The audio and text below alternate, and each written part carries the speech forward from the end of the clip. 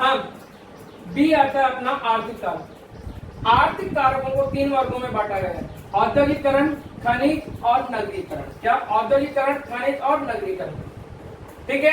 हाँ, औद्योगिकरण पहला आता है अपना औद्योगिकरण। ठीक है।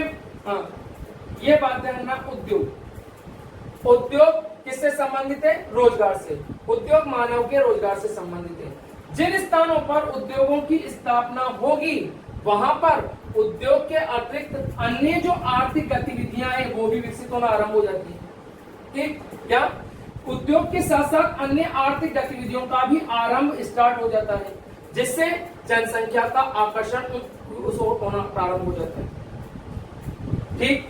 फॉर एग्जाम्पल देखना, सांची किसी समय एक ग्रामीण आवासीय क्षेत्र था। क्या था? सांची एक आदिवासी क्षेत्र के ग्रामीण अधिवास था। ठीक? लेकिन यहां पर जमशेदजी टाटा ने Tata iron and steel company, इसकी Tata iron and steel company की स्थापना की। किसने? जमशेदजी टाटा ने। ये सांची नामक जो ग्रामीण अधिवास था वर्तमान में जमशेदपुर नामक महानगर के रूप में विकसित हुआ। क्या? सांची नामक गांव जमशेदपुर नामक महानगर के रूप में विस्तृत है। किस कारण से? Tata iron and steel company के कारण से। तो आगे समझ में क्या कि औद्योगिकरण की जो प्रक्रिया जहां पर तेज है उन स्थानों की ओर जनसंख्या का आकर्षण निरंतर होता हुआ आता है। ठीक है। उदाहरण आपके सामने सांची गांव का, कोई दिक्कत नहीं है। उद्योग के बाद में अपना जो दूसरा महत्वपूर्ण पॉइंट है वो आता है इसका खनिज। क्या आता है? खनिज। जैसा कि मैं कह चुका हूं, क्या खनिज उद्योगों के लिए कच्चा माल उपलब्ध कराते हैं।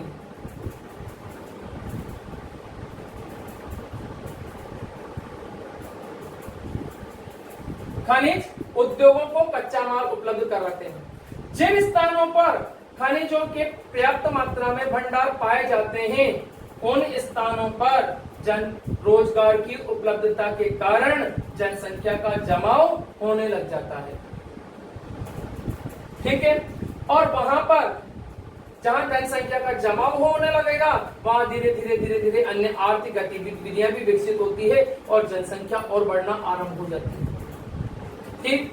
तो जिन क्षेत्रों में खनिज उपलब्ध है वहां पर जनसंख्या का जमाव, चाहे अन्य जो फिजिकल कारक है वो विपरीत कंडीशन में हो तब भी जनसंख्या उस ओर आकर्षित होना आरंभ हो जाती है। ठीक।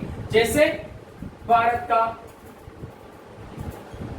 छोटा नागपुर का पठार। क्या? भारत का छोटा नागपुर का पठारी क्षेत्र, नागपुर का पठारी क्षेत्र। ठीक। ये पठारी क्षेत्र क्यों आबाद है? जनसंख्या का सर्वाधिक केंद्र यहाँ पर क्यों होता जा रहा है? इस कारण से खनिजों की उपलब्धता के कारण से आज ये भारत का सबसे बड़ा खनिज क्षेत्र कहलाता है। यहाँ पर खनिजों की विविधता पाई जाती है, विभिन्न प्रकार के खनिज उपलब्ध है। लोहा, कोयला, इनके प्रचुर मात्रा में भंडार यहाँ पर देखने को मिलते हैं। इसी कारण से ये स्थान आज वर्तमान में आबाद है, प्रॉब्लम नहीं है। और मैंने आपको अभी पहले वितरण पढ़ा रहा था तब भी मैंने एक चीज बताई थी कि जिन स्थानों पर पठारी जो भाग है वो पठारी भाग यदि आबाद है तो वो किस कारण से आबाद मिलेंगे आपको? जनसंख्या से आबाद है तो वो केवल खनिजों की उपलब्धता के कारण ही ज्यादा मात्रा में आबाद मिलेंगे और किसी अन्य कारणों से नहीं। ये बात विशेष तौर पर ध्यान रखना। ठीक। हाँ, इसके बाद आता है आपका नंबर 3 पॉइंट,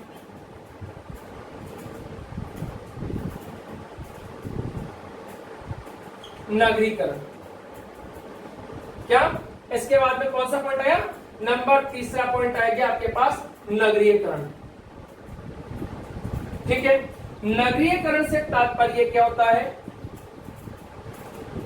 नगरीय जनसंख्या के अनुपात में वृद्धि होना। क्या? नगरीयकरण से तात्पर्य क्या होगा? नगरीय जनसंख्या के अनुपात में वृद्धि होना नगरीकरण कहलाता है सामान्य भाषा में। मूल जो नगरीकरण का तात्पर्य क्या है? नगरीय जनसंख्या के अनुपात में वृद्धि होना नगरीकरण कहलाता है। ठीक, लेकिन ये ध्यान रखिए चलिएगा कि नगरीकरण की जो प्रवृत्ति है वो मानव को जीवन जीने के लिए विभिन्न प्रकार की सुख सुविधाएं, विभिन्न प्रकार के नए नए विकल्पों को, नए नए आयामों को प्रस्तुत करती है। जहां मानव को जीवन जीने के लिए नए नए विकल्प, नए नए आयाम उपलब्ध होते हैं, वहां पर मानव का आकर्षण निरंतर बढ़ता हुआ चला जाता है। ठीक है, तो उन स्थानों की ओर जहां पर नगरीकरण की दर अधिक है, वहां जनसंख्या का जमाव धीरे धीरे बढ़ने लग जाता है। बिल्कुल सिंपल वे में बात करेंगे अपन, तो कहीं और दूसरी जगह की बात नहीं करें, अपन तो बूंदी और कोटा की बात करते हैं। चलो ठीक,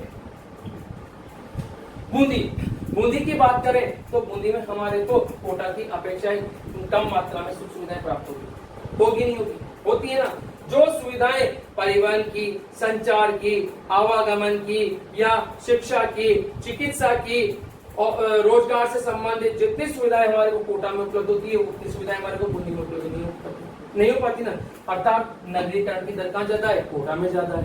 इसलिए आज आप देख लो कि बूंदी कोटा से पहले का है, लेकिन विकास ज्यादा किसका हुआ? कोटा का हुआ। और उसका क्या है? नगरीकरण की दर यहाँ ज्यादा। मूल कारण तो वैसे यहाँ विकास का मूल कारण तो क्या है? चंबल नदी, लेकिन नगरीकरण की दर क्या है? हमारी अपेक्षा अधिक है। किस कारण से?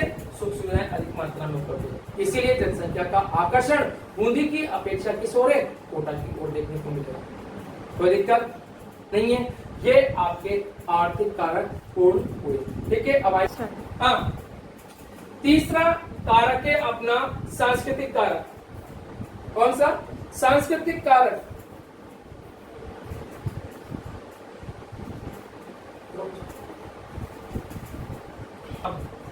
सांस्कृतिक कारक, सांस्कृतिक कारक पूर्णतया मानव से के व्यवहार से या उसके स्वभाव से प्रेरित है। ठीक है, पहला कारक है पुत्र प्राप्ति की लालसा। एशिया में लड़कियों की अपेक्षा लड़कों को अधिक महत्व दिया जाता है। क्या? लड़कियों की अपेक्षा लड़कों को अधिक महत्व दिया जाता है। इस कारण से भी परिवार बढ़ रहे हैं। ठीक है, तीसरा है छोटे परिवारों के प्रति जागृति का अभाव होना। ठीक, तीसरा पॉइंट आता है अपना दक्षिण एशिया में अपने पूर्वजों के निकट रहने की लालसा। हाँ, ये बात ध्यान रखना, इस पॉइंट का सबसे अधिक प्रभाव या अधिक जो दृष्टि है वो चीन के ऊपर है। ये पॉइंट सबसे अधिक प्रभावी है कहां पर? चीन में। चीन में अपने पूर्वजों की, एक कथन है कि चीन के निवासी अपने पूर्वजों की कब्र के निकट रहना पसंद करते हैं। इसीलिए चीन में से जनसंख्या का स्थानांतरण बाहर की ओर बहुत अल्प मात्रा में या नगण्य मात्रा में। ठीक है, चौथा आता है जनसंख्या शिक्षा का अभाव होना। क्या? जनसंख्या शिक्षा का अभाव होना। ठीक है, फिर पांचवा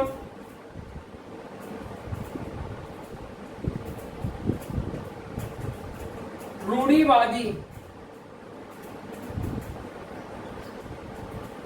विचारधारा के कारण